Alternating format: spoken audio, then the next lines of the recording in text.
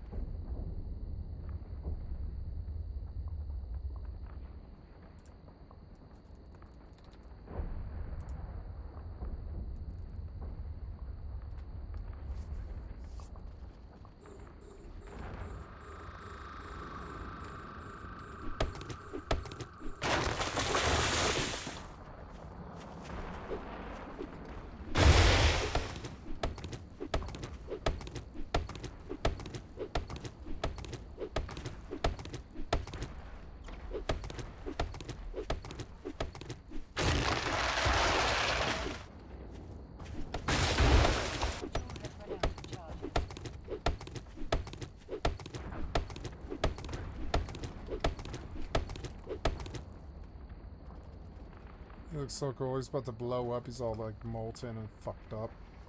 Die, battleship.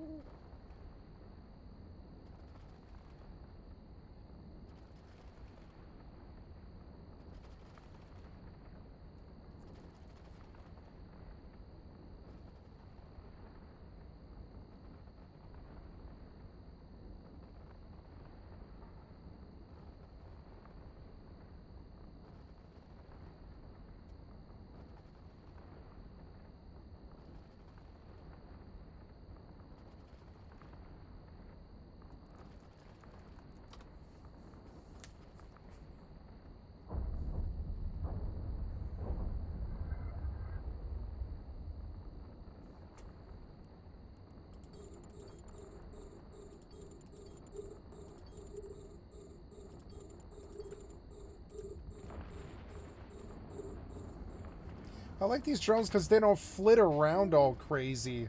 You know? They're like slower. They kind of jet around slow and spin around it, and I really like these drones.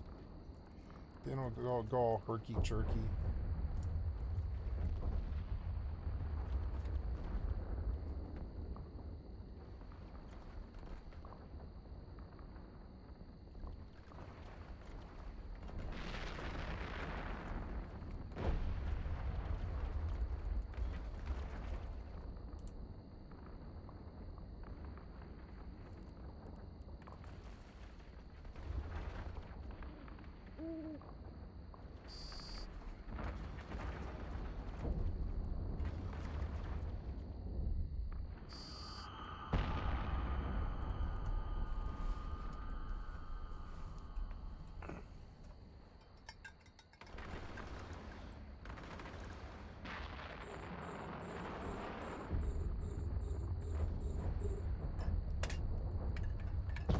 It's quite good.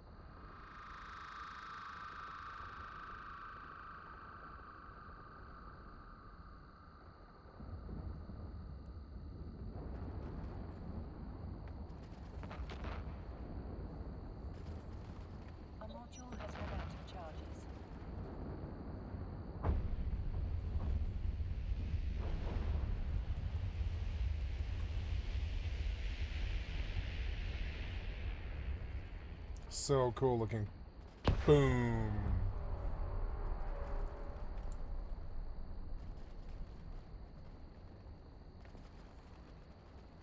I like running level 4s now. It's so fun just mindlessly watch a Gila chew through them.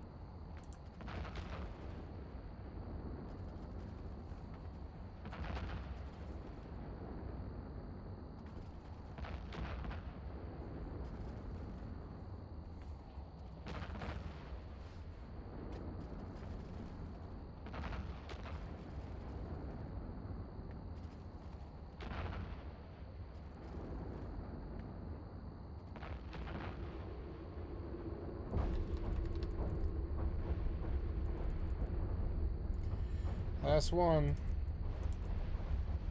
And we're done with this level 4. Oh no, there's some more, I guess. I'll go out towards them.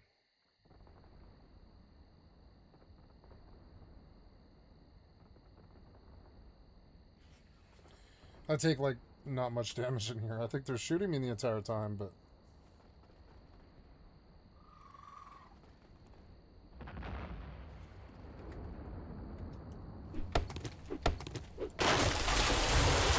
...2 a.m.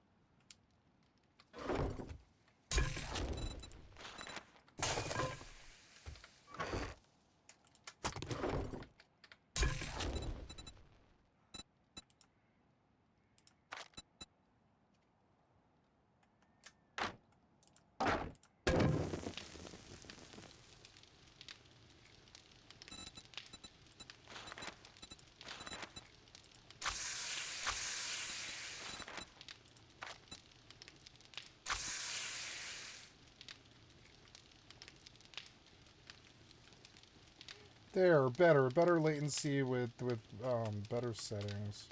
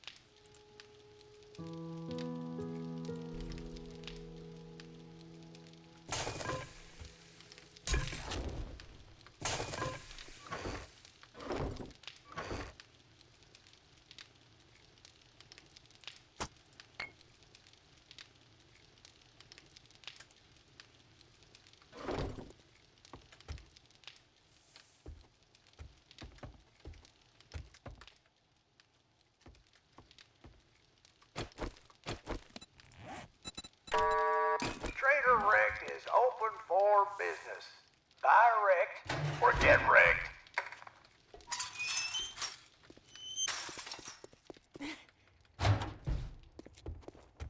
What if you drink all the coffee? I'll kill you.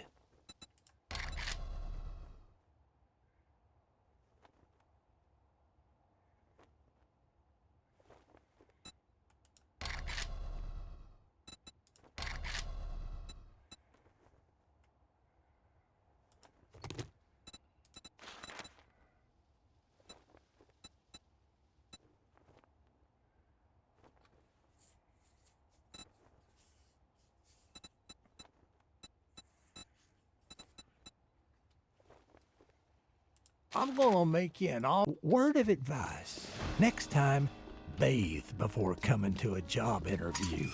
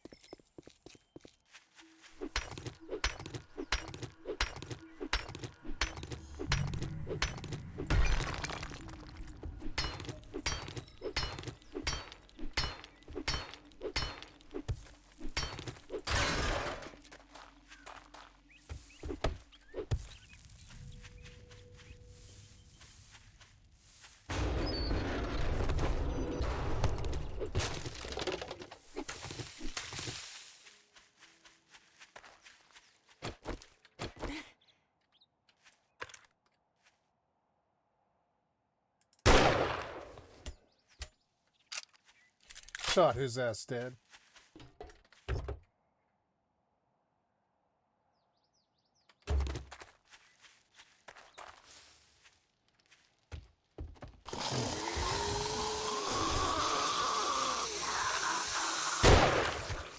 Oh, headshot.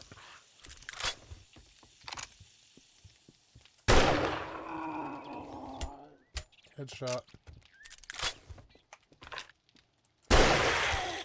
Headshot.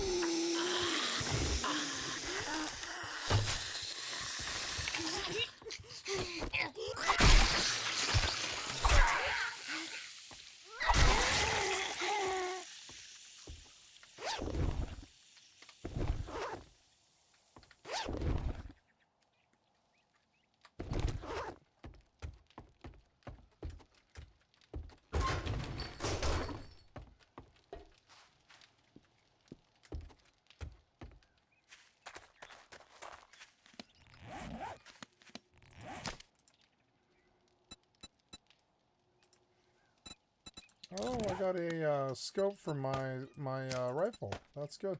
4x scope for my rifle. Cool.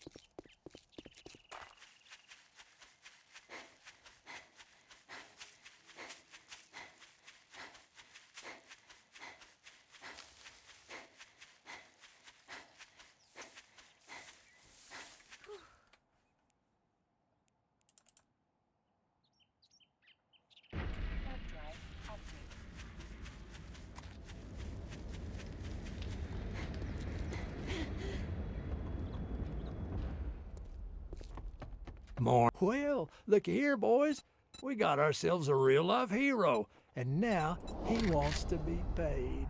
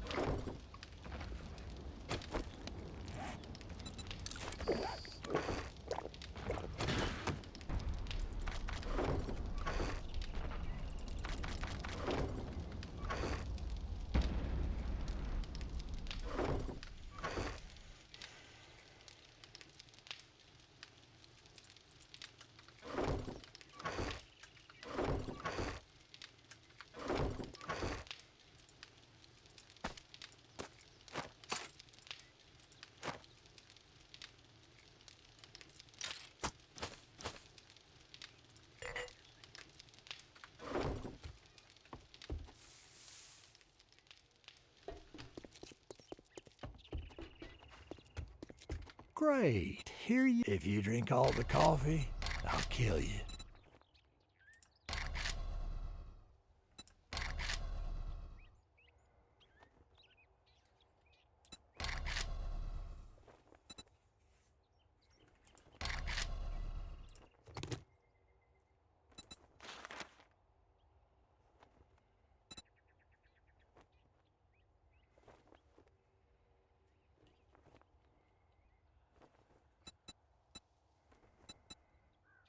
Oh, look who's tired. Let's get one thing straight.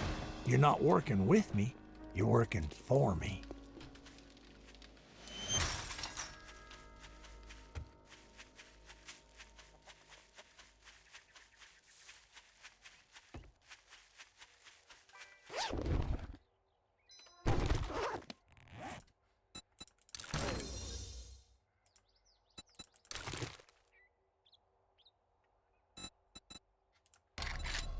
Well, I got level 3 quality bow. Fibers. Cool.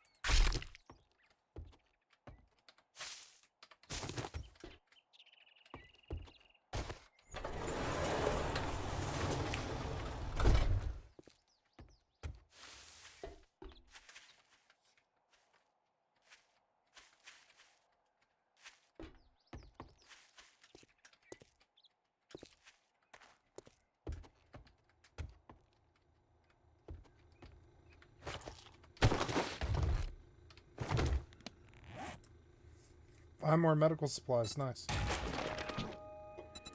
Ooh, it's a drum mag mod. Nice for a shotgun.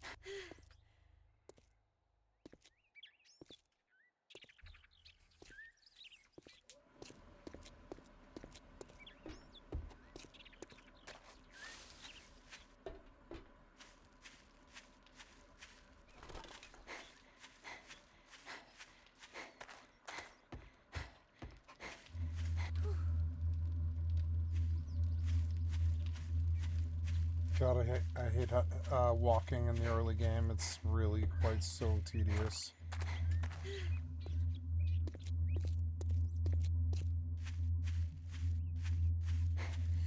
But it's hardcore, so I take it seriously.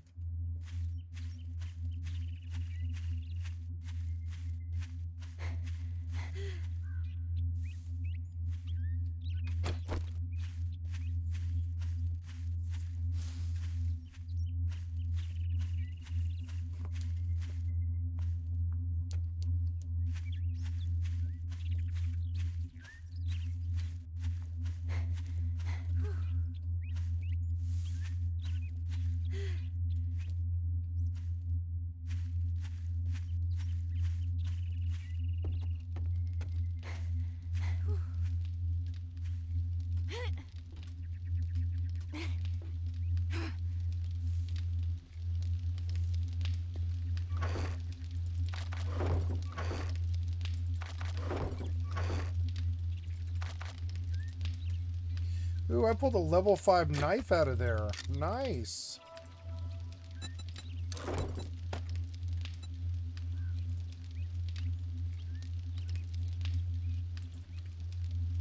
Like a bone knife, they're not that good, but still it's better than this.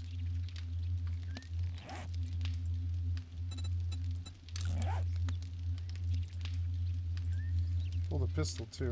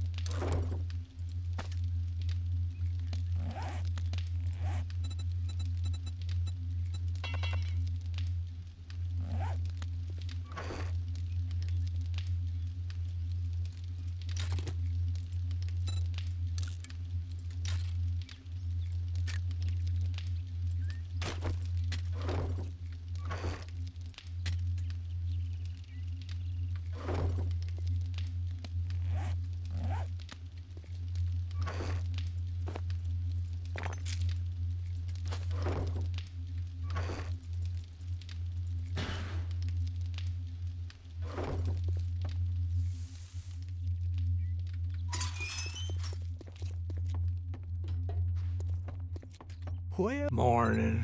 I got a hangover, so just keep it down.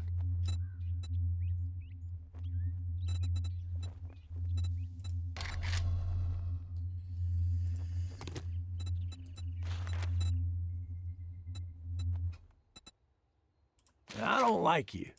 What are you standing there for? Don't you have work to do?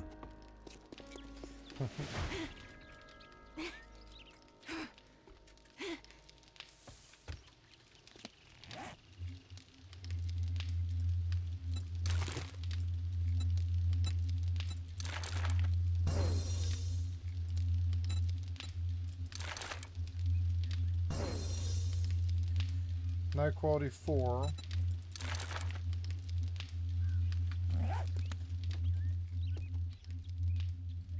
God, that knife looks terrible. Okay, I'm gonna log off this game.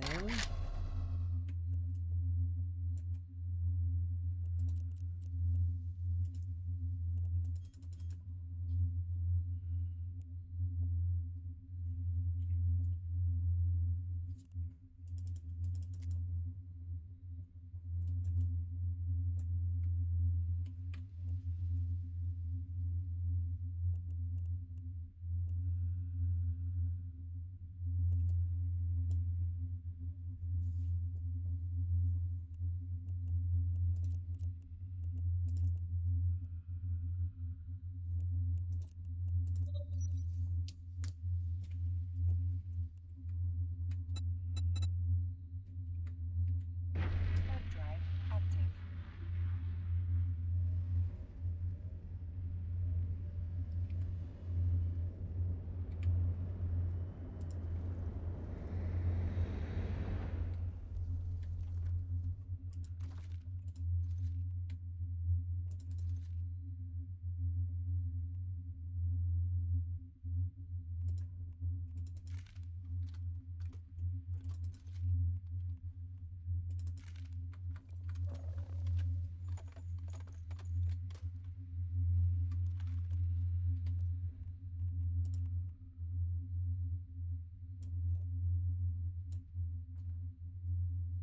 $252 shotgun ammo.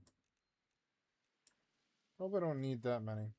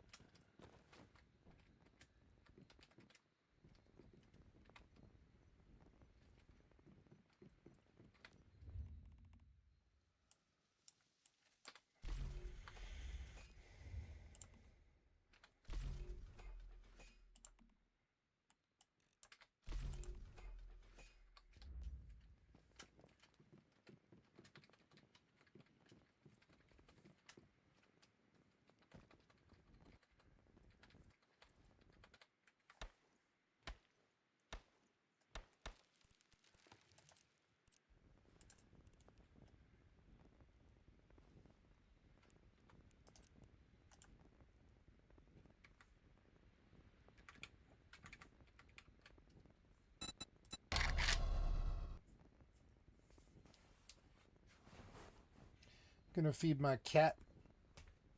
Let's go switch games here. I feel like fighting some zombies on Rust. I'll go see how that goes.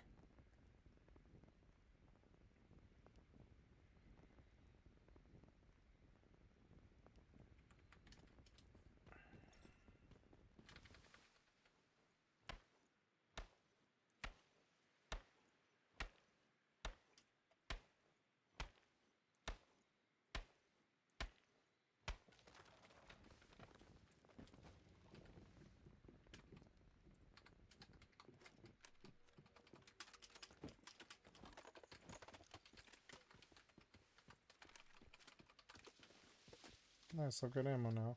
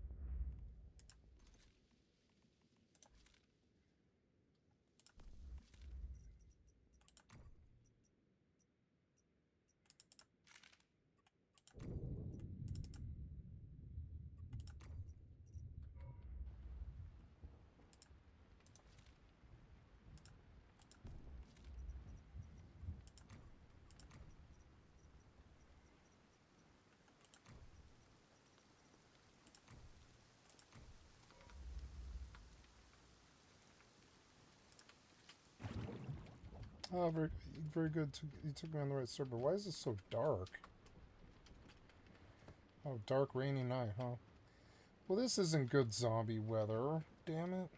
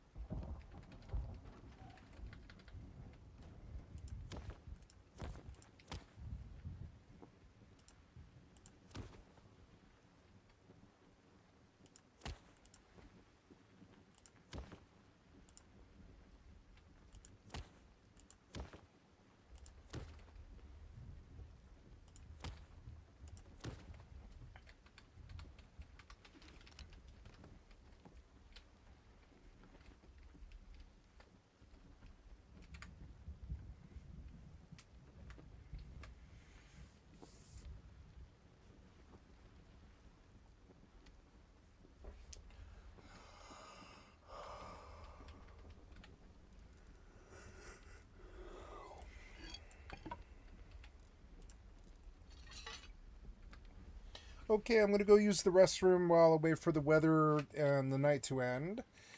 And I will begin the next room.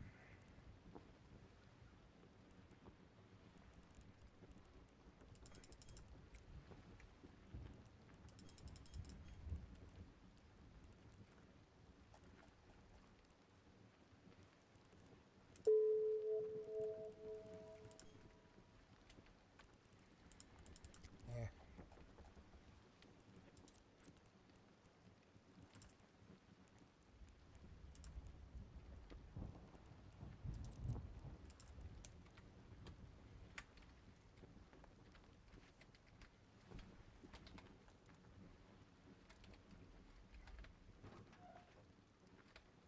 Oh, sun's rising. Active.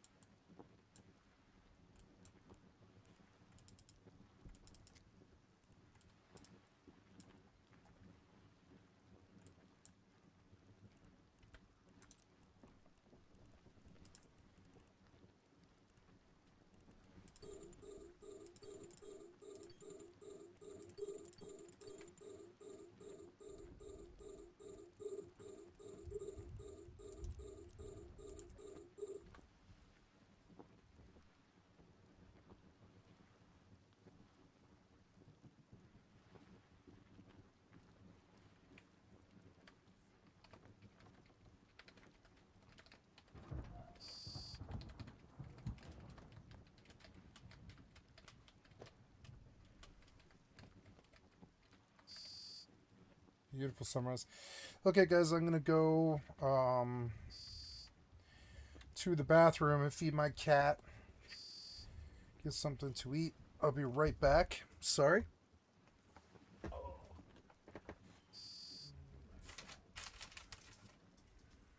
this going? Yeah, we're doing fine.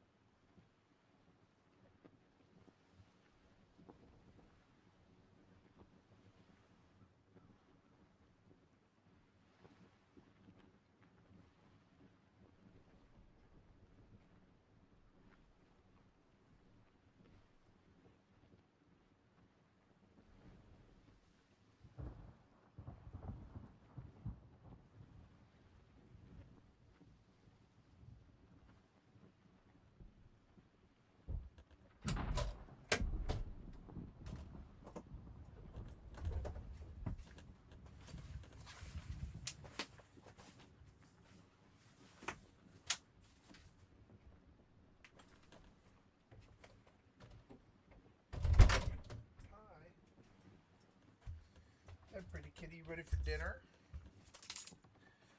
Yeah, you want some dinner, kitty? Did you sleep okay? How's this going? Pretty good. I think I'll establish running the next pocket before I get something to eat for the kitty.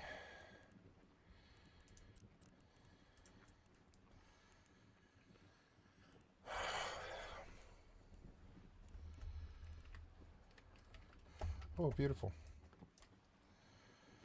I wish I could buy a scope.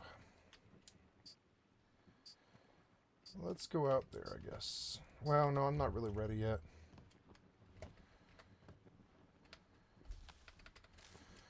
Ten potatoes. Yeah, I'm gonna feed you, kitty. I'm just getting ready here.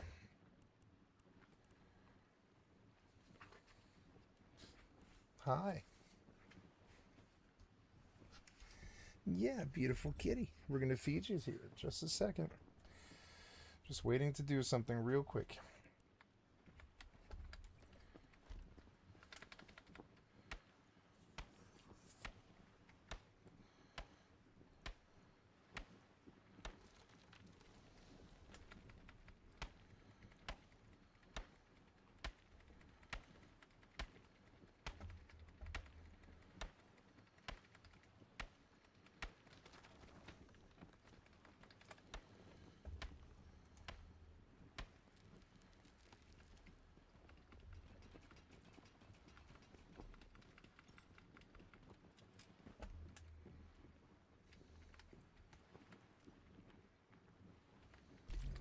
Ooh.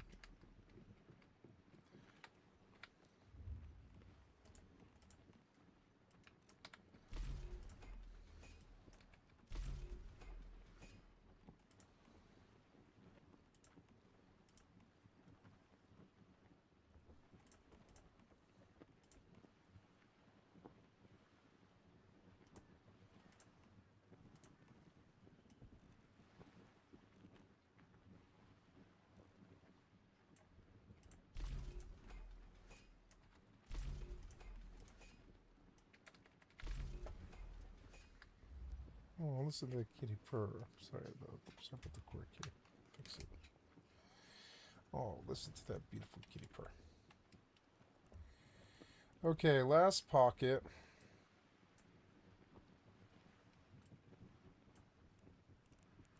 Oh no, I have mobs up there, I guess.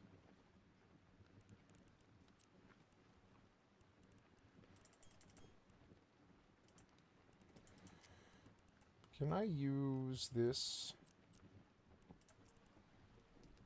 No, I have to go all the way out there to those guys. Okay.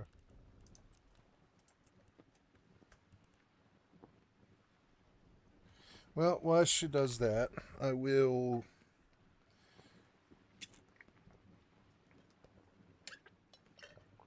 fly 50 kilometers and get some to eat for the kitty. Okay, kitty, you ready? Dinner time for sissy time. Dinner time for sissy time. You ready, kitty?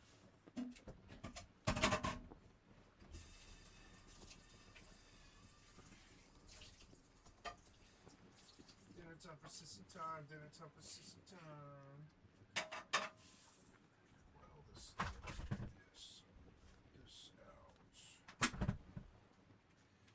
Throw it in. Wait for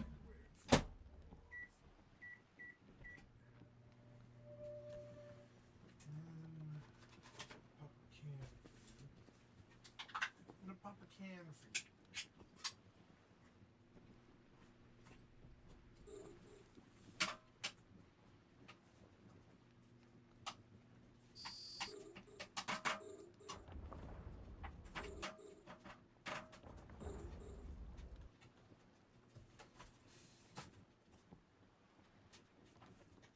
Okay, sissy.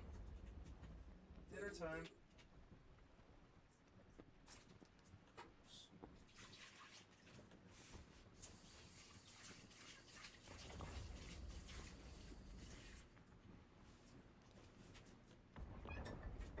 Yeah, it's dinner for you, kitty.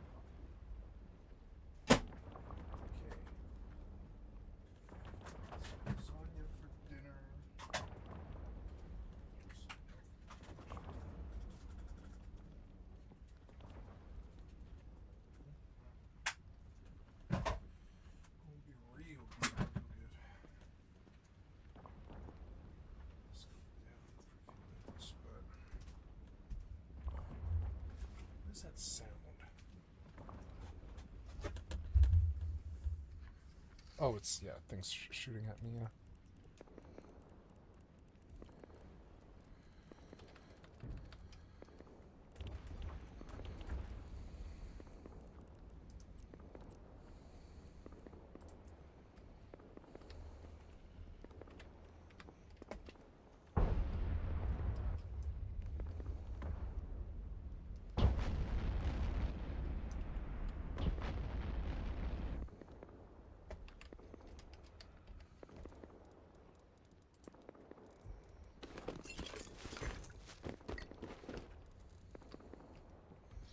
I'm not really in the mood to leave this base yet. I don't have to either.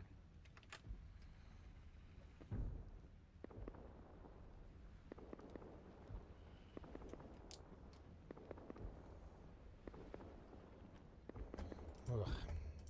He Why? clearly, from that, wanted to cost them money, and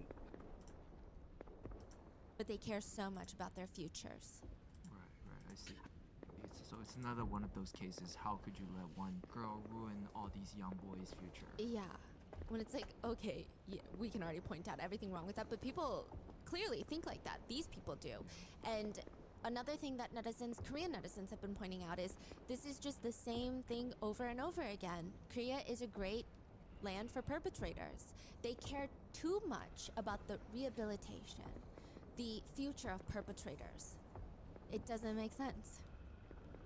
Now, Hannah had used the language, blank harmed me at that time. The police and prosecutors argued that is a statement of fact, not an accusation. So they believe that Hannah did not want to press charges. They stated that she should have said, I want them to be punished for this.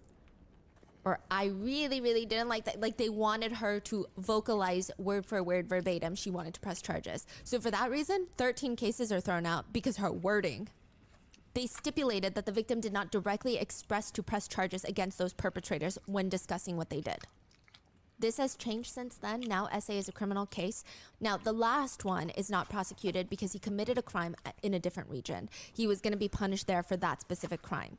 This is crazy. So does that mean if you run a red light in one county and commit murder in the other, you don't get charged for murder? You just have to go get your punishment for running that red light? What? Yeah, they're just like, well, he's already going for a different case, so it's fine. That doesn't even make sense. Like, what is this? A buy one, get one for crime? What do you mean? The other 10 that are sent to juvenile court, they don't receive any punishment. They just get sent to juvenile court and they just get slaps on the wrists. They get community service. They don't do anything, essentially. So they didn't go to prison? No, they were held in, a few of them were held in detention for a little while, awaiting the court dates, but that's it. And then, what, that's it? Yeah. Were they all underage, or what was it? Like, Some of them were not underage. so 18, 17? Yeah. 16, 15. Yeah. So a lot of them were not underage too. Now, the attorney for a few of the perpetrators even argued Hi, kitty. the decision to even refer the boys to a juvenile I'm detention eating. center is excessive. Why do they have to be detained while they're waiting? The attorney is asked, excessive? Yes. If the victim was really R-worded, would she have kept coming back to Miryang for a year? Ugh.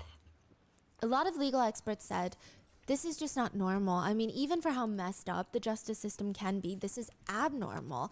The words that the judges even use are just extremely unusual. The fact that the perpetrators were not charged with any sort of CP-related crime is also mind-boggling, considering even the production of consensual adult explicit videos in South Korea is illegal. But instead, the judge working on the case said, the boys are addicted to watching violent, explicit videos online. That's the problem. The problem does not lie within the boys. It lies within the fact that these videos are available to be seen. That's why Korea has banned these videos. That's why they committed these crimes. They were inspired and decided to act upon the videos they saw, stating that they are just immature minors with the possibility of rehabilitation. Additionally, on the court documents, the judge stated that they were going to be lenient on the perpetrators, considering that they have futures to consider, and the victim has since recovered from the shock and is doing well and living a peaceful life at school. Interestingly, the judge does not state where they learned this information. There is no source for such statements because the victim is not doing well. Anyone who knows the victim would agree they are not doing well. Who said that? Where did the judge get that information? Did the judge just make it up out of thin air? And does it even matter considering how vile and dangerous the perpetrators are? there was a question of, truly, who claimed the victim was doing well? There would have been no one, not the counseling centers that assisted the victim, not the medical staff, not the doctors, not the mother. Nobody would have said the victim was doing well, not a single person. Hannah even testified in court against the perpetrators briefly. She was made to state what she already stated to the police and dozens of times to different investigators. And it would be very clear in that moment that she is not okay. She is not doing well. But the judges used this to let all 44 boys go with no punishment. Later, Hannah's dad was interviewed about his decision to settle with some of the perpetrators because it is believed that that also had an impact on the judge's decision. It's basically saying, yeah, okay, she doesn't forgive all 44, but she forgives some of them. He's asked, but as the victim's father, shouldn't you be unable to forgive the perpetrators? What did you even use the settlement money for? The total amount I received was $35,000, which is nothing. Okay, first of all, I used about $18,000 to lease a house. $4,000 I loaned to my brother-in-law. I gave about $12,000 to my younger sister and about $1,000 to help get a room for my brother-in-law. So he blew it all on nothing, really. And Hannah didn't get a cent, not a single penny. Do you regret settling? I do regret it a bit, yeah. In what way do you regret it? Well, people around me criticize me because I accepted so little money. What? His only regret? Is he didn't ask for more? Yeah. At this point, after all 44 get out with no punishment, they're free to be, Hannah has to move out of her hometown. She moves to Seoul with her mom and her sister, and she's looking for a new school to take her. None of the schools want her. That just gives you an idea how victims of SA were treated back in 2004, which honestly, that's very recent. Nobody wanted her. They just didn't want that attention. Schools are very different from the United States. In South Korea, a school's reputation is very important. It's almost like a private school. Every public school kind of behaves like a private school. They don't want problematic news. They don't want any attention surrounding their school that is not about their academic forwardness. Yeah. And so nobody was accepting her, to the point where she had an activist attorney who was taking on the case pro bono. He had to go into schools and fight them. He'd be like, are you crazy? Like, this girl needs teachers. What are you doing? Hannah said, I used to be class president at my school, which in Korea, you have to be like at the top of your class in terms of grades to be class president. It's not just the popular vote. She said, I used to be class president at school, and even afterwards, I just really wanted to work really hard, but it didn't end up working out. She finally gets transferred into a new school in Seoul, but because one of the perpetrators' mom shows up at this new school, chasing her around the hallways of this school, shoving a paper in her There's the humanity that I know.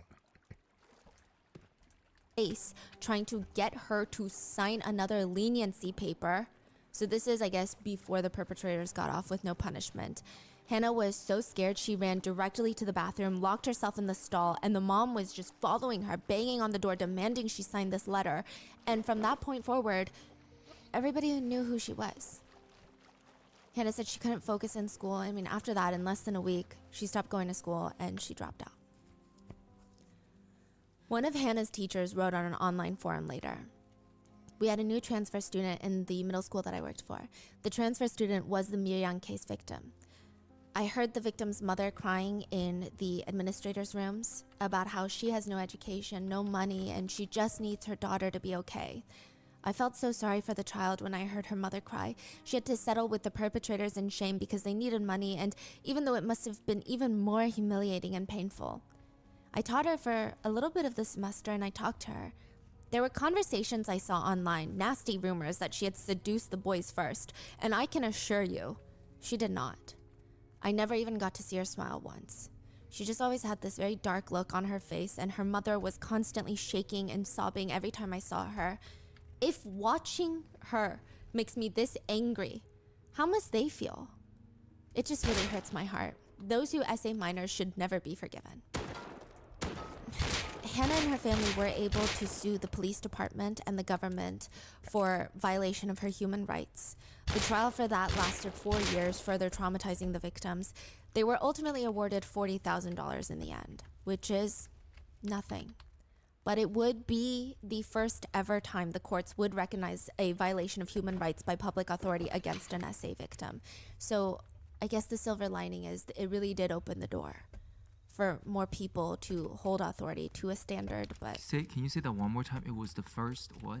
it was the first time ever the courts recognized a violation of human rights by public authority, so by the government, by police officials. This is the first time they say, oh, police can f up too. Yes, Like the first time they admit fault. and can violate human rights against an SA victim. So they paid the family $40,000. And I would say the only silver lining to that really is that it did open the door, they say. A lot of legal professionals said it was a landmark case in terms of at least opening the door to that, because it's the first time is always the hardest time. But still, it's just crazy. Yeah, it's ridiculous. Now, in 2014, a movie titled Han is released in South Korea. Now, interestingly enough, it's an independent film with a very low budget, no famous directors, no famous actors involved, without much marketing, and the movie manages to screen in over 200 theaters nationwide, which is a big deal. It went on to become one of the most successful independent films, which is very difficult. The film itself has a very tragic ending, but everyone walks out of that theater in 2014 almost comforting themselves. It was based on this case? And they're comforting themselves. Well, I'm sure in the real life case she's doing okay, right? And we haven't heard any news that she passed, right? There would be news if she passed in real life. So I'm sure she's fine. Yeah. Initially, everyone...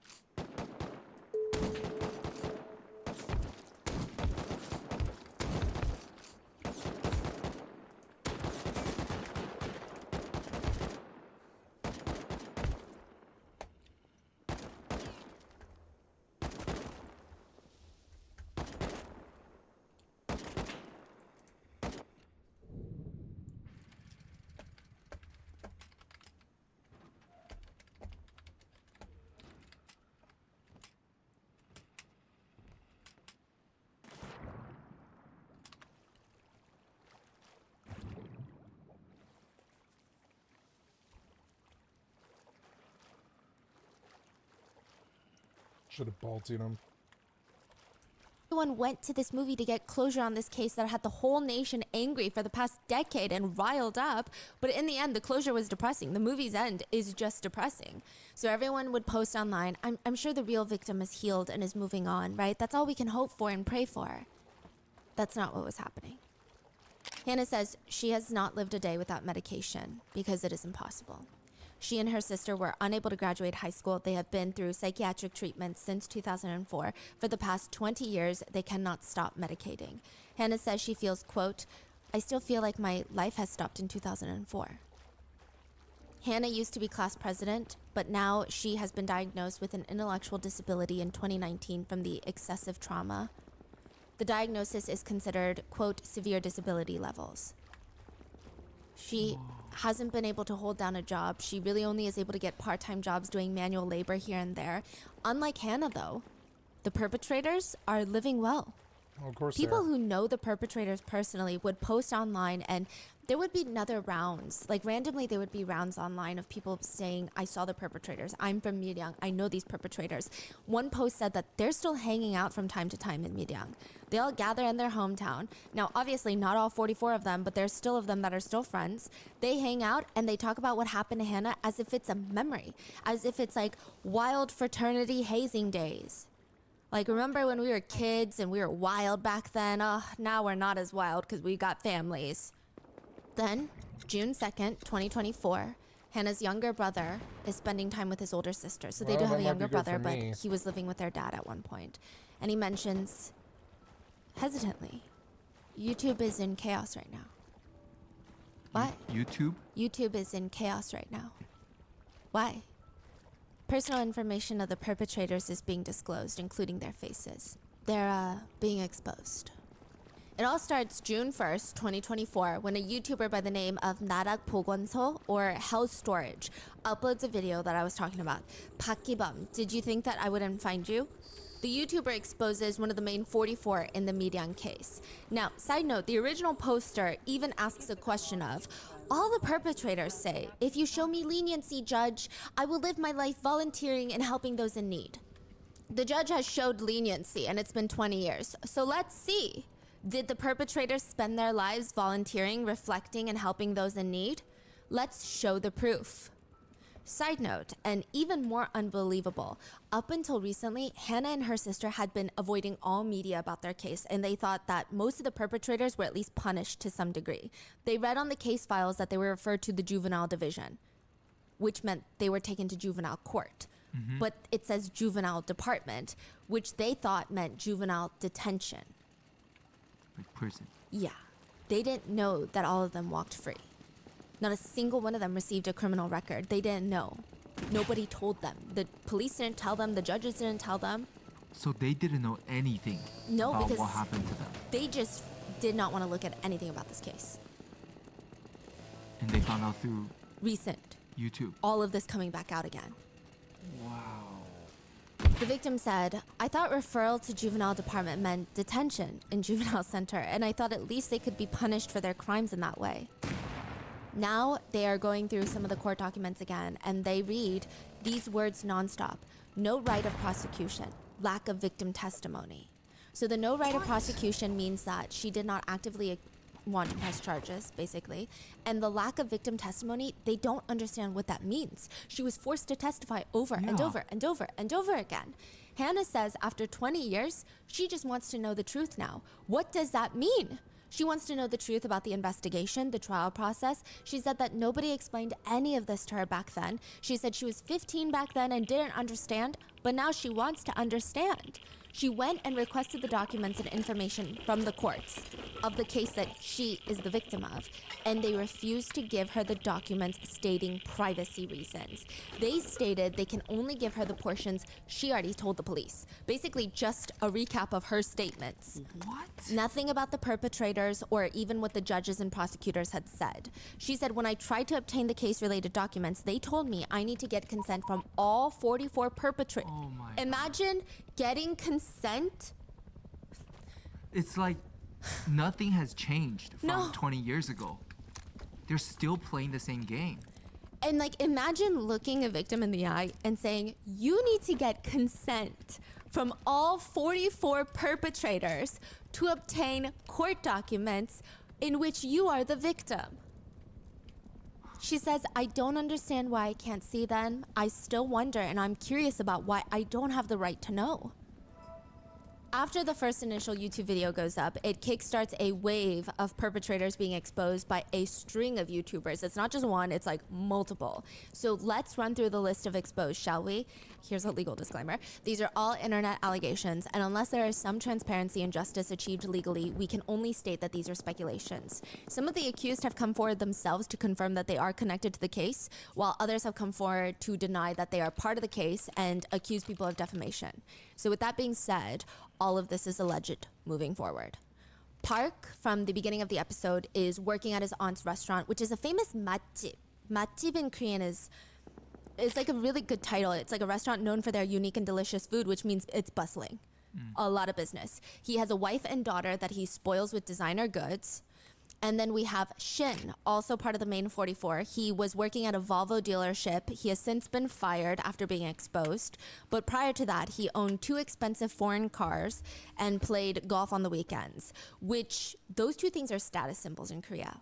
And this made netizens so infuriated. He has 2 cars? Yeah, and they're not Korean-made cars. So the average import Korean, cars, drives a Kia or like a Hyundai because they're the most affordable, right? Yeah. But he drives foreign cars, which the import tax, it's always more expensive. Yeah. And golf on the weekends, those are status symbols in Korea. That's like you made it in Korea. Yeah. He alleged I received hundreds of calls and unknown people contacting my company to protest, which led to me having to leave the company.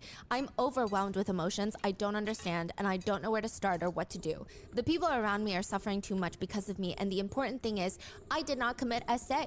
I'm only thinking about whether this incident being brought to light again has hurt the victim's feelings more. He's basically saying, guys, bringing this up, you're only hurting the victim. But he kind of denied. Yeah. And he's like, all I can think about is, are we just harming the victim even more by bringing this up It again? doesn't even make sense, whatever he's saying. For 3 days, I haven't even been able to swallow even a sip of water. And I feel like I'm having cardiac arrest every day. If the victim agrees, I'm willing to undergo a reinvestigation. This seems to be a growing trend that whenever people are exposed in Korea of doing bad things, they want you to know that they have not eaten. And many Korean netizens have commented, 어쩌라고?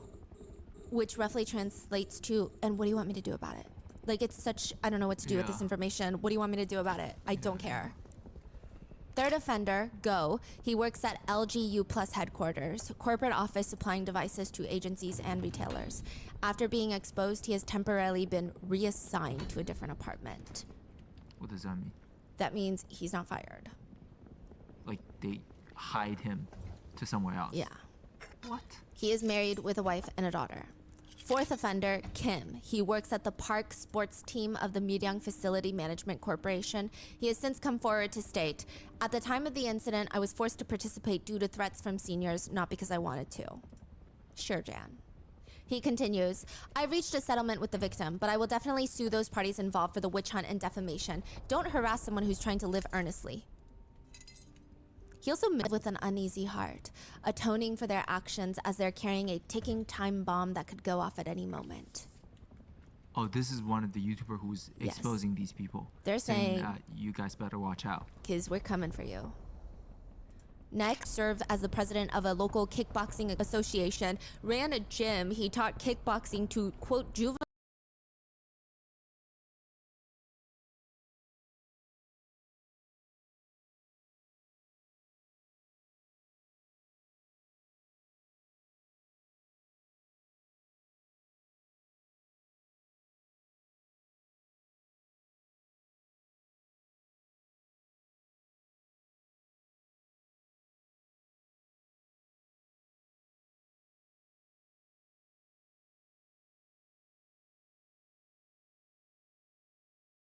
delinquents to help them on the right path, even providing scholarships. The YouTuber argued, had Investigator Song investigated properly and the victim had been properly protected, there would be no need for me to disclose the perpetrator's personal information on YouTube like this now, 20 years later. It said the police officer that scolded Hannah for muddying Miryang's waters is Officer Kim Tae-hyun. He only received 1 month of disciplinary suspension for being like, you're ruining our good town's name. So this is a separate one from Song. Yeah. And he only got 1 month, so he still had his job. Oh yeah. And today he's doing what? He's either still an officer or retired. Or a lot of these people have gone into private practice. So they work for companies or like a security agency. Officer Cho Won-kwon, he was the sergeant at the time. He was one of the two at the hostess bar that made fun of the victims. Yeah, it's unclear what he's doing now, but he only received a light disciplinary action of a pay cut for the hostess bar incident.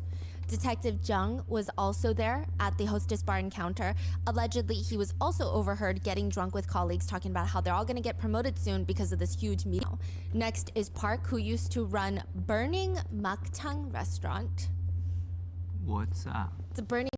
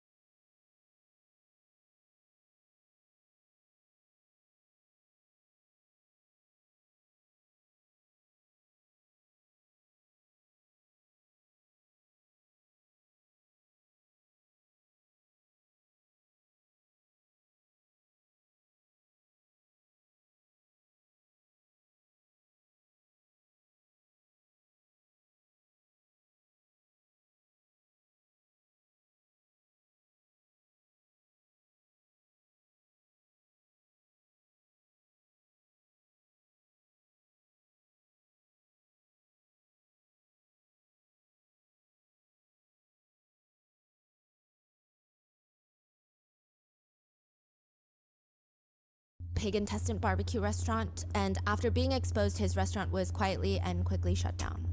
The next exposed alleged perpetrator is Jew. It said that after being exposed, he feels very wronged because he never essayed anyone. He also makes a note that he did not want to essay that victim. Almost as if it's like, if it were anyone else, maybe. Wait, so this person came out with a statement? Yeah, and he said, I feel wronged because I never essayed her. And he has this whole story about how he just didn't want to essay her. He doesn't say anything about her looks or anything, but it's almost the implication of like, had it been someone else, maybe things would have been different. Maybe he would have essayed her. It's just really bizarre. He expressed his frustration, stating that none of this would have even happened had the victim not even come to Miryang in the first place. Basically asking, what was she even doing in Miryang? He's still saying that today? Yeah. He writes, I know this incident is wrong. At my age, though, it's a time when we should have been meeting girls and having fun, so I'm angry and frustrated to be involved in such a bad incident. I didn't meet the victim many times, and I didn't have relations with her. He does admit that he was one of the perpetrators present at the tennis court when she was essayed, but he claims he did not hold her arms and legs down while punching her. Married and with a son, he is said to have been running a honey online shop with his wife, selling honey, literally honey, that is now gone private. It seems that his wife had no idea, and it's alleged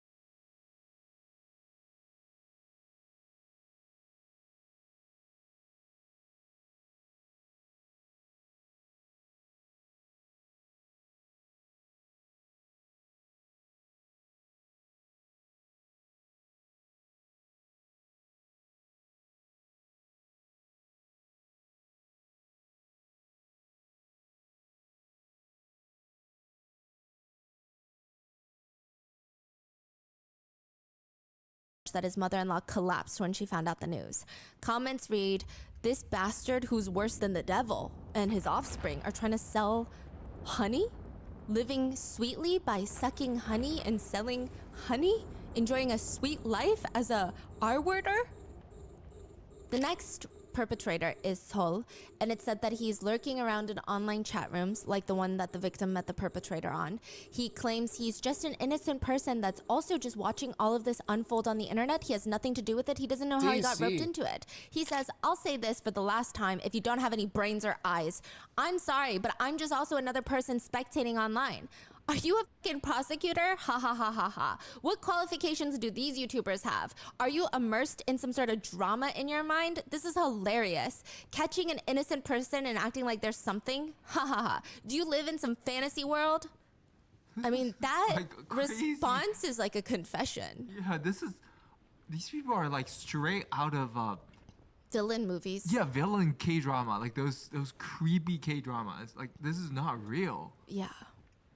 Perpetrator M, he works as a salesperson at BMW. He has since posted a statement that reads along the lines of, I'm wronged. You ruined my family's daily lives. I'll take legal action against baseless rumors and malicious comments. He posted a criminal investigation records check reply to show that he has no criminal record.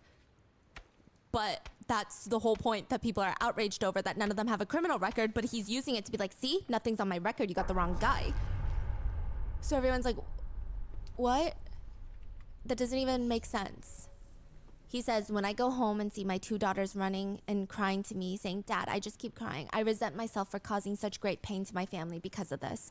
Every time my family, friends, seniors, and juniors have all been a great support to me, and even the police officer in charge of checking my criminal investigation records patted me on the back and told me to stay strong.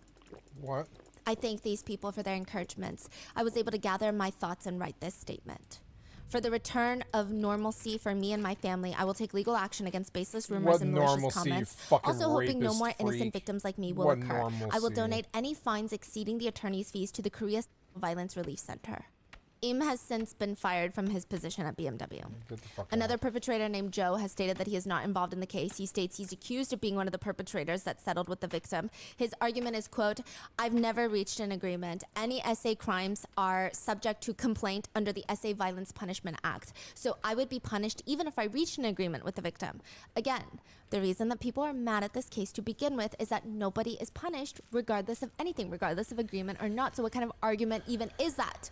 Also, that specific revision to the SA Violence Punishment Act didn't even come into effect until 2013, which is after the crime. So again, are they just hoping that netizens are dumb? Because netizens are not dumb.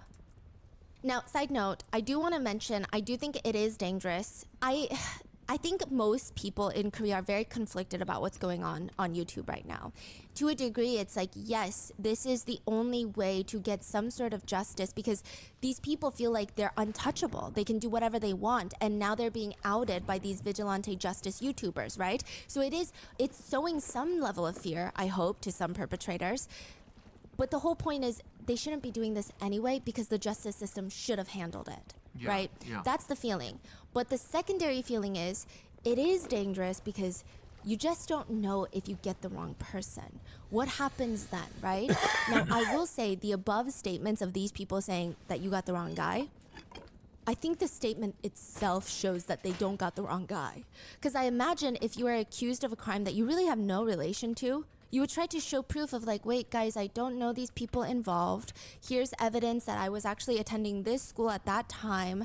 And then you would try to bring up, like, maybe get statements from friends of like, no, trust me, like this person doesn't. But these reactions of like, I am wronged. You say there were like 44 of them, and then there's like 100 people who's somewhat involved. For a small town like Myeon, like these people are probably all publicly known for the whole town. Like everybody Yes. probably can pinpoint who's who. Like they're all from the same area. So that's another point that a lot of netizens have pointed out He is left me that for whatever reason. there have been some mistakes of people being associated with perpetrators, like, oh, this is a girlfriend of the perpetrator, and then she would just get dogpiled on, and then turns out she's not dating a perpetrator, right? So those incidents have happened, and it's really dangerous and so bad. I do not condone that, right? But with these main perpetrators that have been exposed so far, a lot of netizens are saying that these people's identities weren't necessarily hidden. Like everyone in Miryang that went to that school knew what was going on, like knew these names, knew they were involved. And had they really pinpointed a wrong person, they would have come forward to help exonerate their name. So that's their argument. I don't know. Let me know in the comments what you think. But going down, there is another perpetrator, Joe, who was exposed to have changed his name and gotten facial plastic surgery. He has been suing netizens who leave malicious comments exposing him. But get this, the lawyer that is representing him is the former presiding judge over the Miryang case. Judge Hwang Jin-hyo, retired as a judge, has gone into private practice where he is now representing accused criminals, and he is now helping one of the Miryang accused perpetrators to sue for defamation. Wow. Allegedly. But you say this guy had plastic surgery, name change. Yeah. That And- says a lot. So also another thing that's allegedly happening is that behind the scenes, a lot of the perpetrators are going to YouTubers and saying, hey, if you don't out me, I'll give you a list of 10 names of perpetrators. Oh. Like they're all trying to out each other first. Oh wow. And another side note, Joe and another perpetrator, they're suing people for defamation together, right? Now their friendship went south because Joe would just take all the money. I think he made like $100,000 in defamation lawsuits. Wait, the perpetrators are Two perpetrators. are suing YouTubers? Yeah, YouTubers and netizens, because you can actually sue Like like Trump. netizen comments in Korea. So they're taking all these people to court. Oh, you also have to explain how defamation law works in Korea. Yes. Okay. So here's the thing with defamation in the United States and South Korea. And we've had problems with this because we've had Korean perpetrators be like, we're going to sue you for defamation. And I said, okay, yeah, the laws are different in the US. Come meet me in the US. So basically, in the United States, defamation is someone would have to knowingly post false information about a public figure, or if they're not a public figure, it would just have to be false information about somebody, right? Let's say journalist is writing about a senator who has been embezzling funds. That senator can sue the journalist for defamation. In the United States, all the journalist has to do is show proof that the senator has been doing this. The senator has to show proof that they had not been doing this. They have the burden of proof. They have to show that this is a lie. You are lying, journalist. And on top of that, the senator has to prove that the journalist knew that they're lying, but still posted that article. It's very difficult to prove. So the difference mainly for defamation laws in South Korea and the United States, and we were talking to our Korean researchers about this, Koreans hate it. In Korea, you can't post the truth. You can get sued for posting the truth as defamation. So if I find out that somebody was in a DUI, I'm like, this name has been hidden from the courts, but I know that person personally. So I go online and I say, hey guys, remember that person? Oh yeah, it's this guy right here. I could get sued for defamation, even though it is true. It's not proprietary information. It's not confidential information. I didn't sign an NDA. Besides, that wouldn't work because it's illegal for that one. But like, you get it? It just, even if I think they say like anything that hurts their reputation, they can sue you. Is that how it works? Anything that hurts their reputation, they can sue you for defamation, even if what they did is true. Yeah. Even if their right to their reputation being damaged is true. Yeah. It's just the weirdest law. So our researcher was telling us that it might be, they don't agree with this law, but they're saying it might be because Korea is a very small nation. And so even if they post the truth, it could ruin your whole career forever and you would not have the chance to rebuild a life. So most of this would cover things like allegations of cheating on your partner and stuff like that. But it doesn't make sense. Nobody likes this. Yeah. Like, who are we really protecting here? Now, Joe also states, the fact that I received no punishment means that I have not done anything wrong. I am innocent. That also is the dumbest statement I've ever heard, because that's the reason that people are mad, is that nobody received punishment. He's saying, I'm innocent because I didn't get punished.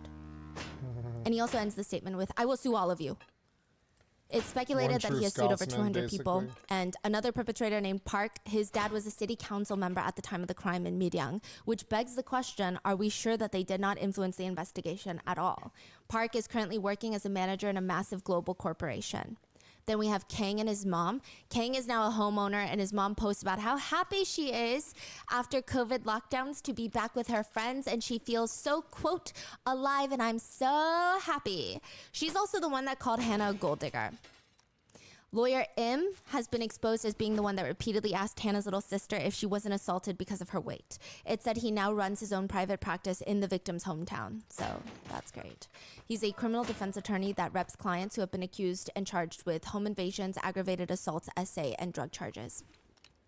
The YouTubers allege that he is not a lawyer for victims, but clearly one in the business of protecting perpetrators. Then there's perpetrator Lee. He has actually posted a full-on, quote, public apology, if you can call it that. He says that he is posting this video to apologize to the victim, that he's extremely sorry and has been sorry since 2014. He said it took a ton of courage for him to film this apology video, and yes, his wrongdoings are hard to forgive, but once again, he apologizes. The apology was not well received. Most netizens commented along the lines of, honestly, he would have been better off just looking up the standard apology template. If someone didn't even know what he was talking about, they would have no idea what he's talking about or who he's apologizing to or for what. He just refers to his crimes as the incident from 20 years ago. Side note, the standard apology template in South Korea goes like this. Content you should mention. Who are you? When, where, and what you did and how. Who did you harm? Are there any facts that have been reported differently than the actual situation? How are you planning to reflect? How do you plan to take responsibility for the matter moving forward? Content that should not be included. There's literally a rule book online for this, for apologies. Content you should not include. The words and phrases, unintentionally, this is all a misunderstanding, I will be more careful in the future, I feel wronged, I am not the only one at fault. I mean, this is Like, you learned this in 5th grade. Yeah. Yeah. And I'm sure nobody feels this way, but just in case somebody does, to be fair, right? At least he apologized, unlike the others.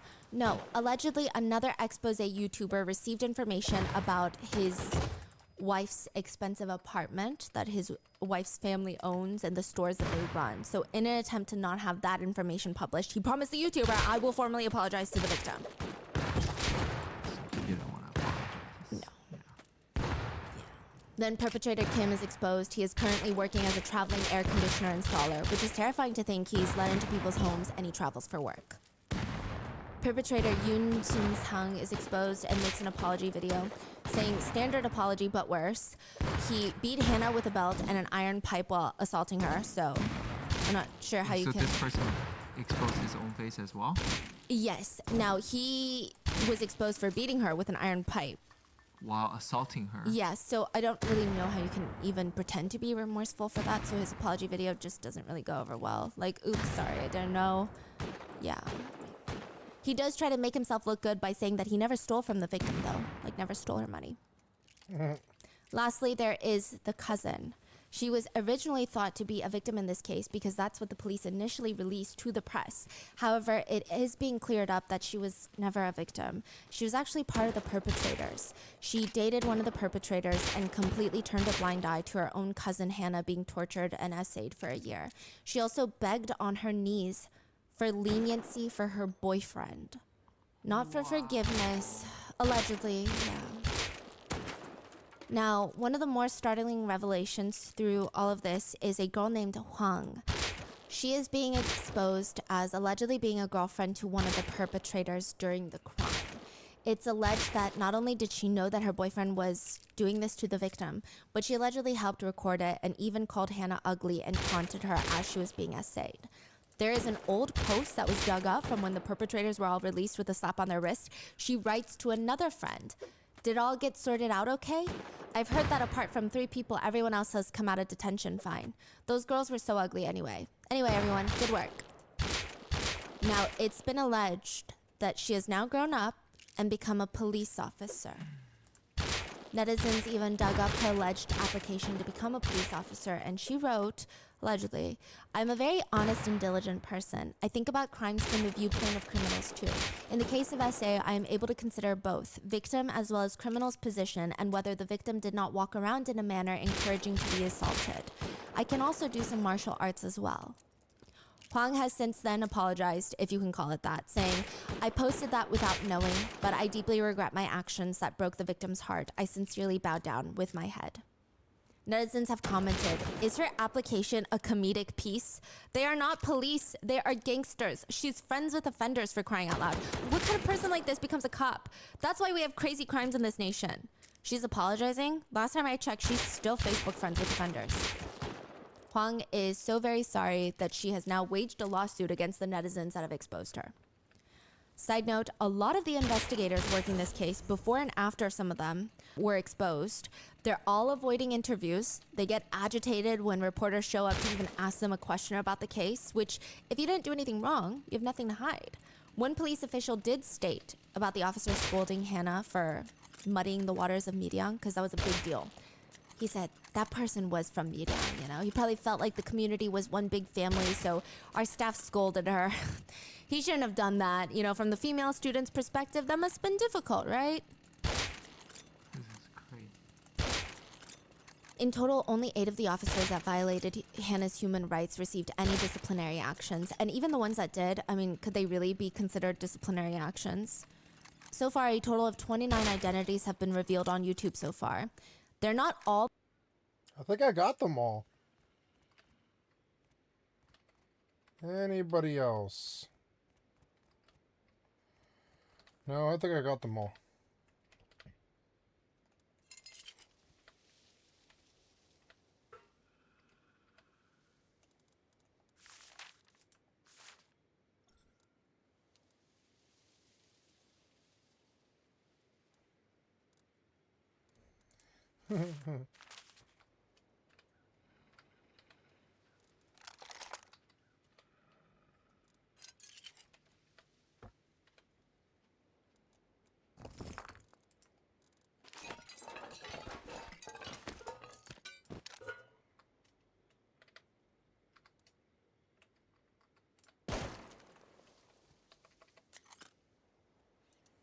I ran out out of pistol bullets, which isn't good because I don't think I have any more sulfur.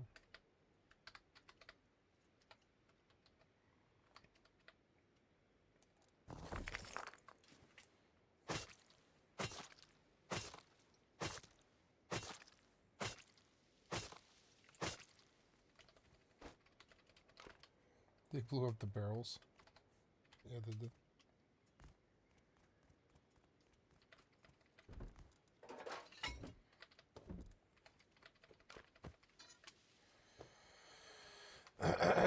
All the 29 of the 44, some of them are officers, judges, lawyers.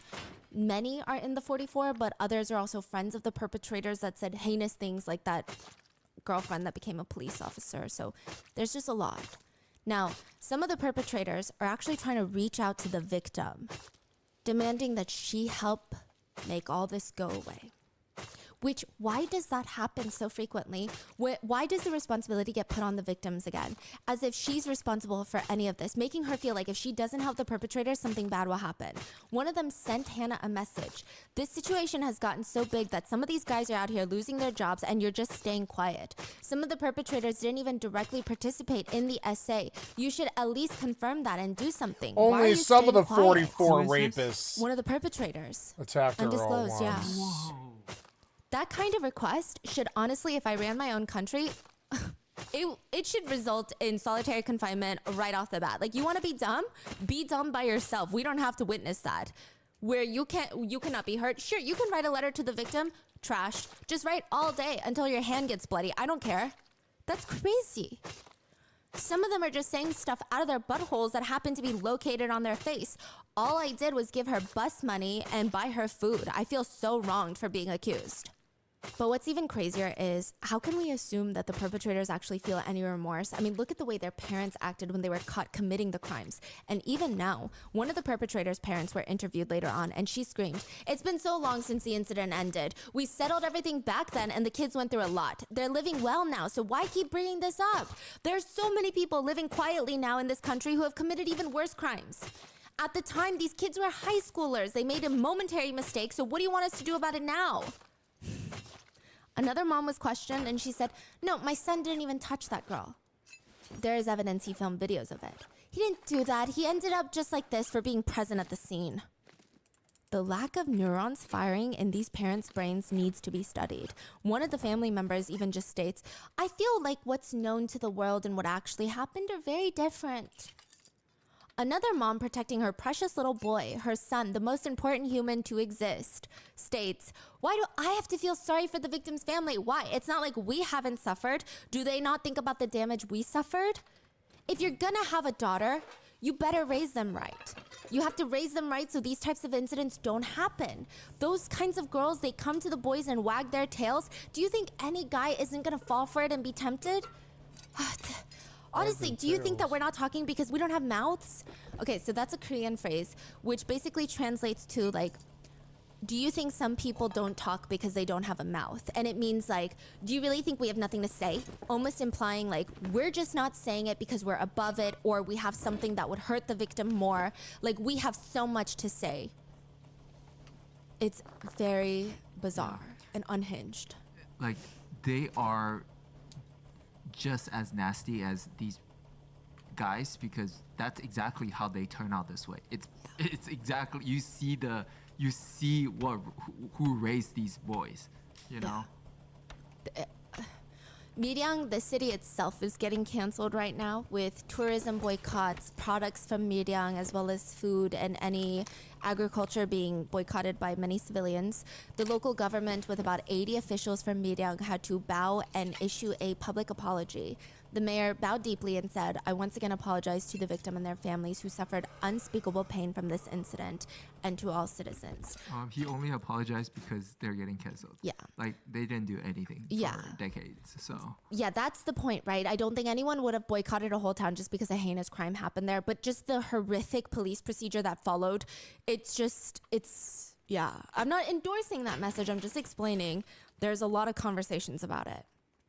And a lot of conversations of, she was essayed in playgrounds, tennis courts, motels. I mean, this is a small town we're talking about. The YouTubers are getting sued by the perpetrators. Most of the YouTubers are faceless and use a voice distortion software to make sure that they can't be found, but some of them have been and are being sued. Like I said, in South Korea, unauthorized personal information disclosure is considered defamation. Yeah, which is, again, very crazy. To complicate things even further, Hell Storage is not actually a picture-perfect vigilante justice warrior either. He's the first one that posted the first video that kicked off this whole thing. He's no longer posting, I believe, scientist but had a he small made a shark public for some statement reason. soon after releasing the first video that said, "I have directly communicated via email with the victim's family, and they have agreed to disclose all 44 names." Hannah and her family never consented to this. In fact, that statement alone made them very scared. Basically, it's one thing to expose perpetrators' names by yourself as a vigilante justice warrior, because the perpetrator's anger is now directed at these YouTubers. Like, what the fuck is going on, right? Sure, there's implications and moral debates on these vigilante YouTubers, but it's another thing to state that the victim wants you to do this, because now the anger from the perpetrators could be easily directed to the victim. Hannah and her family said they were terrified that the perpetrators would hear this and try to retaliate in some manner. So Hell Storage has since then apologized for lying about the situation. He claims that he was briefly in contact with the victim's younger brother and took that as consent, which I don't know, okay, if that's even true. But by this point, other YouTubers have come up and started revealing more information about the perpetrators. They do not claim to be working with the victim at all. They state that they are just finding information and exposing perpetrators through tips. So you have some people arguing, yes, the justice system is messed up and that needs to be fixed. But is the fix to do this? Is it to create so much outrage that the justice system has to do this?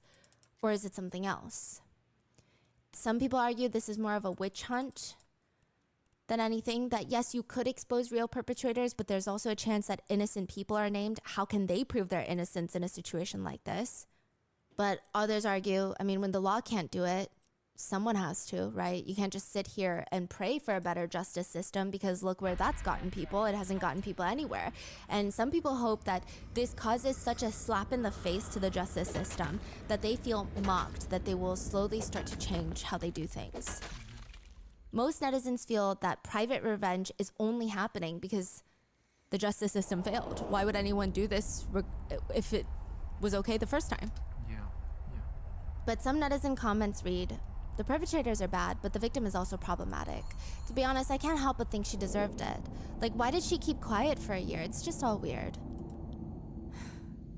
One comment was talking about how after all this time, like, let them move on. They have families. You're impacting families, regarding the perpetrators. But another comment hits back. Some say, why now after all this time? Is that even something a human would utter? For a victim, even though time has passed, the pain feels like it happened yesterday. I want to use curse words at these people, but I will stop here. As a bystander, it's like that. Parents who sheltered their perpetrator children, you are the ones that turned your kids into monsters. Another reads, the male teenagers have become monsters. The families that raised them to be monsters, the parents, the local communities they belong to. Is this all really a human society? Is this not just barbarianism? With the newfound attention to the case, the victims have been doing more interviews with the press, completely anonymous, faces blurred, voices altered with fake names. They were asked, why now? And they said, we looked at each other, the two sisters, and they said, let's stop avoiding it and face reality for once. Back then, we were young. We didn't know how the case would unfold. We thought all the perpetrators would be punished just based on their statements. We are no longer the young sisters we were back then. If we feel we are being victimized, we are prepared to step forward now. We want to say that we're not young girls anymore. They're in their mid-30s. So after the renewed attention on the case, there have been a lot of donations, including Rotten Mango, thanks to you guys and the support of our partners. There have been a lot of donations pouring in for Hannah and the violence center that she was working with from the entirety since the incident happened. And she said, thank you to the many people who have donated through violence counseling centers. I will truly never forget this and live remembering it for the rest of my life. Even after 20 years have passed, I would like to express my gratitude to many people who have remembered us. Friends, sisters, and neighbors who have been close to us. Thank you to all of you who have given us strength. We were able to speak our hearts for the first time. I've decided to use the donations for a deposit for public housing, and I'll be moving soon, and use the rest for treatments and things that I couldn't have done before. Thank you so much. She said, I have never once forgotten the face of the perpetrators. Not once, all 44 of them. And the violence center that she works for has made a statement on her behalf stating that they are not attached to any vigilante YouTuber. Like, they're not talking to any of these people. The one thing that she does request from the public is she just hopes they don't forget. And it seems like she hasn't either. I won't ever forget And this. we shouldn't either. Until something changes. And that is the case right now of the Miryang 44 that has come up again. Jesus Christ. What are your thoughts on this case? 40 thieves come and rape girls in the middle of the day like some kind of fucking mob. Fucking disgusting. Vigilante justice is unacceptable, but I mean, I think I'd be okay if somebody went after him. Went after all of them, you know?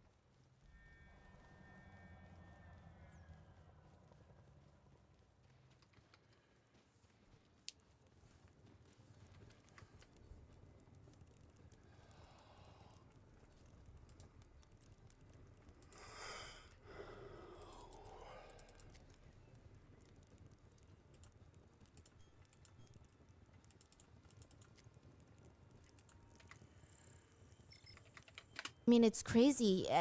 Everything that we thought we knew also turned out to be false information leaks from the police. I don't even understand the purpose of those false information leaks. Like, why group the sister? Why group the cousin? It's just so bizarre to me. The way that everyone, every step of the way handled it, the defense attorneys, the judges, the investigators, is so mind-boggling. What are your thoughts? Please stay safe, and I will see you in the next one.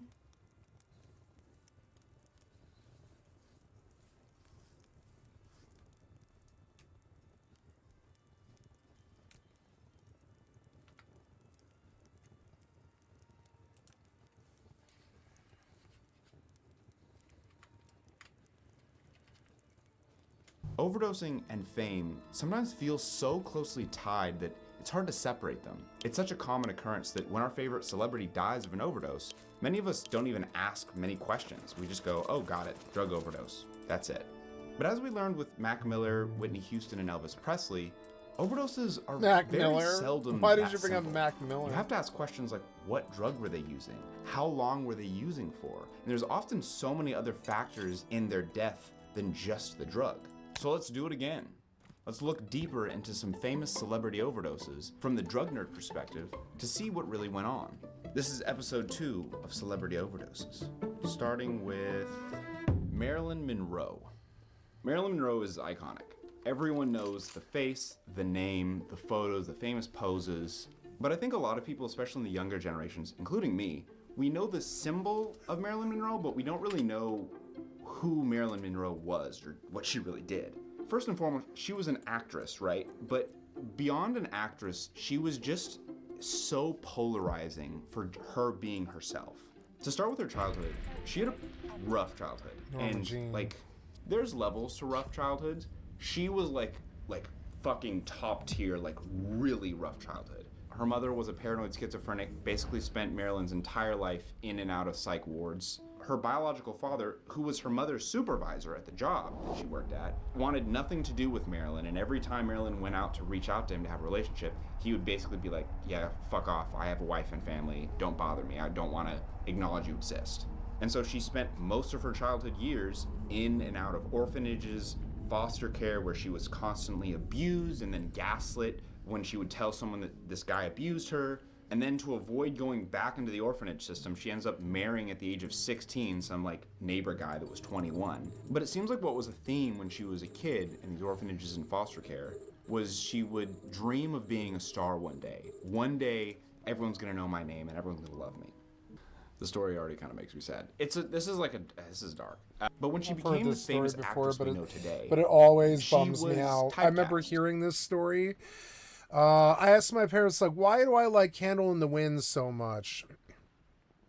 And they're like, well, it's an exquisite song, but there's a lot of story behind Candle in the Wind. And I was like, oh, really? I didn't know. And they're like, yeah, she was an interesting lady, Marilyn Monroe. and my parents wouldn't really tell me a whole lot about it, but they indicated that she had lived a life of abuse like this, and she had been taken advantage of by a bunch of people, and she had become like an alcoholic and a druggie, and by the time that Elton John became famous and met her, she was already dead. You know, she not dead, but you know, she was like dead inside. And then she overdosed, as I recall, and full blown died. Not an expert, but it seemed like in almost every movie she was in, she was Marilyn Monroe, the beautiful dumb blonde. Like it was like the blonde bimbo archetype. And it seemed like she played that role so often, and even in interviews, that people actually couldn't distinguish her, and they actually thought that the real Marilyn Monroe But that's not who she is. Yeah. was actually that dumb blonde bimbo. When in actuality, she was quite intelligent. She was a pretty good comedy actress, like legitimately better than a lot of the people in her movies. She was simply too beautiful for people to look past that. She actually spent much of her career trying to show people that she is more than just beautiful.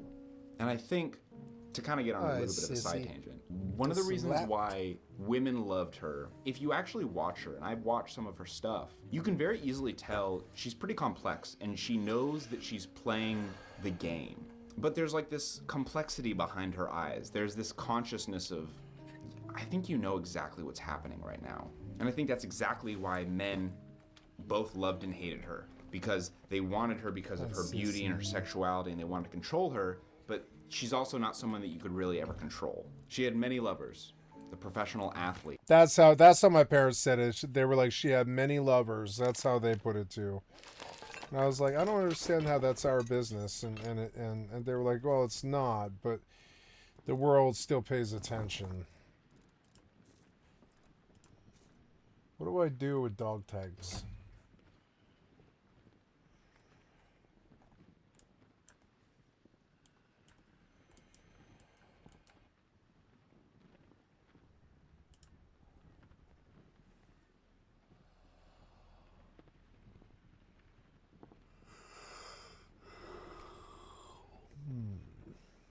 Semi-auto pistol. Sold out.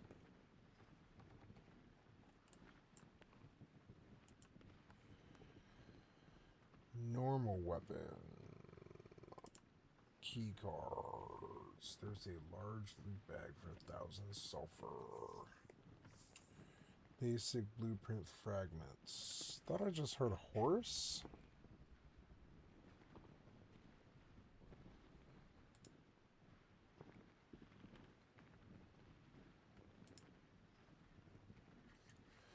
Perfect clones for 1,500.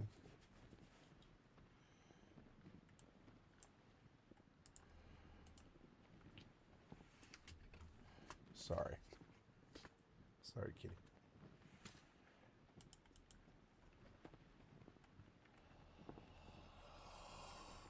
Okay, I do believe I have done for tonight. I'm sorry, guys. I'm getting very tired, and I believe I will stop and I will post.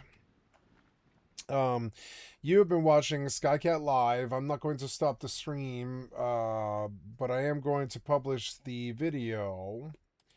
And I recorded this entire session today. And if you come to skycat.live, you can click on the cat space to donate, or come to my Twitch or my YouTube or any of that stuff. I am doing some Noctis work at the end here, but I'm going to be titling anyways. So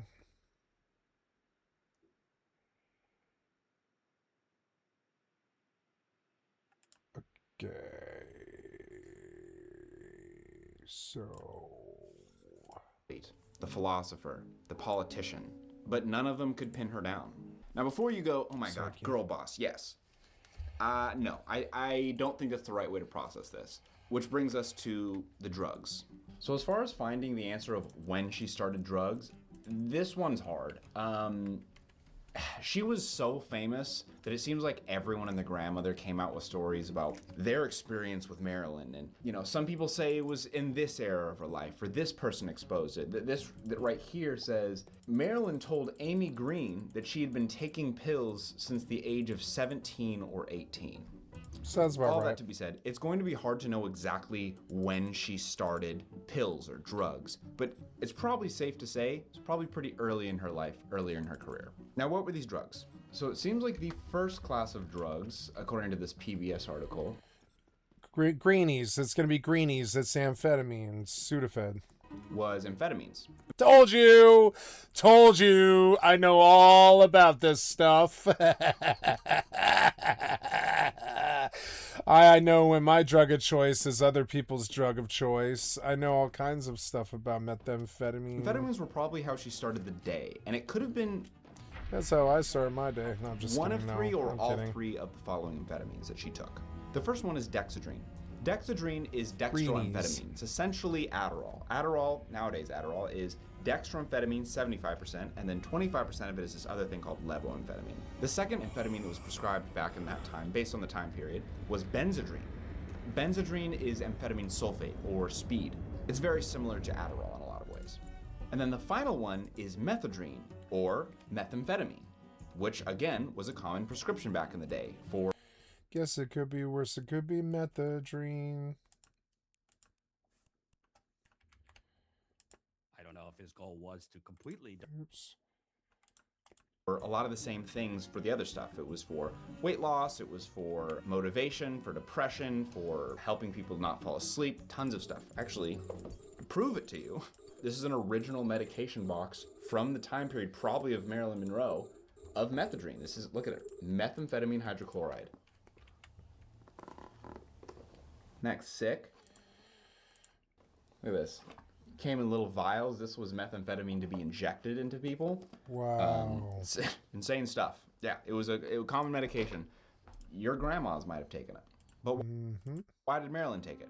Obviously, we're not going to know exactly, but pretty much the reason why most people took it and still take these is, one, it causes appetite suppressants. So if you're on these amphetamines, it makes it really hard to eat. You do not want to eat. As a woman who is constantly sexualized and valued for her body, I'm sure she liked this effect of amphetamines. And on top of that, they're very motivating. So she probably took them in the beginning of the day to get motivated to go to set, to learn lines, to do whatever thing that she needed to do. But as we learned with Elvis, who also took these exact same amphetamines, there's a side effect of the amphetamines, which is insomnia. Ask any of your friends with ADHD who take Adderall or any ADHD medication, how's it like to sleep on that shit? It's impossible. It is super hard to sleep on them when they're in effect. And the problem with methadrine, or meth, is that if she did take that, meth actually lasts much longer than 6 Adderall days. or amphetamine sulfate. So if she would have taken her dose I of love methadrine a amphetamine little bit later in sulfate. the day, it would have Meth salts. been so hard to fall asleep. And actually, one of her biggest complaints that she told her doctors was her constant insomnia. So to help her with the sleep problem, Sleep she pills. reportedly took goddamn everything. Yep. To start it out, she was a big fan of opiates, it looks like. And it could have been morphine, too. it could have been codeine, it could have been oxy. It doesn't really One matter. can They're all, hope. opiates are all kind of the same, basically. Ooh, that's gonna piss off some drug nerds. No, not all opioids are the same. There's atypical opioids, there's difference in half-life, there's difference in fat solubility, there's tons of differences, but for the average person, the stuff that I'm talking about, they're very similar. But you might be thinking, wait, I thought opiates were for pain relief. Why was Marilyn Monroe taking them? I love this conversation. I'm a drug nerd like this. And yes, nowadays, how opiates are prescribed really around the world is for severe pain, but that's actually not how opiates were always used. Opiates like morphine and codeine are literally thousands of years old. They exist in the plant Papaver somniferum, the poppy plant, The poppy. and have been used in Which so many grows cultures everywhere. for thousands of years. But if we It's like being mad at heroin is sort of like being mad at water or the rain or something like that. That's how I view it. It's like, oh yeah, you're mad at the rain. Oh yeah, it's gonna rain. It's gonna pour. You can't really do anything about it. It grows in the ditch outside, on like by the highway. Marijuana grows in the ditch outside by the highway. Why you would ever try to stop it is fucking dumb. So this was 5:16. No, this was 5:15. This is 5:15, and I recorded 16 today. 5:15. Yeah. Okay, 5:15 is going up now. Publish, go. 5:15. Yep. And that's part 1 of 3. Oh, look at this beautiful kitty. I'm so happy with her. 5:14. I need this to be 5:15. Save. Oops. Save. Please go back. 5:15. Save.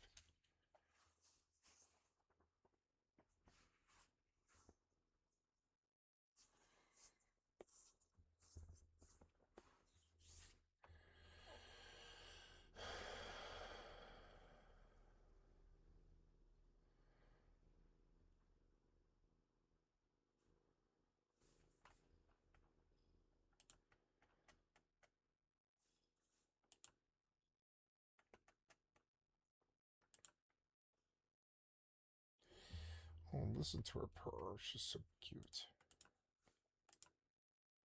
Oh, she's such a good little kitty.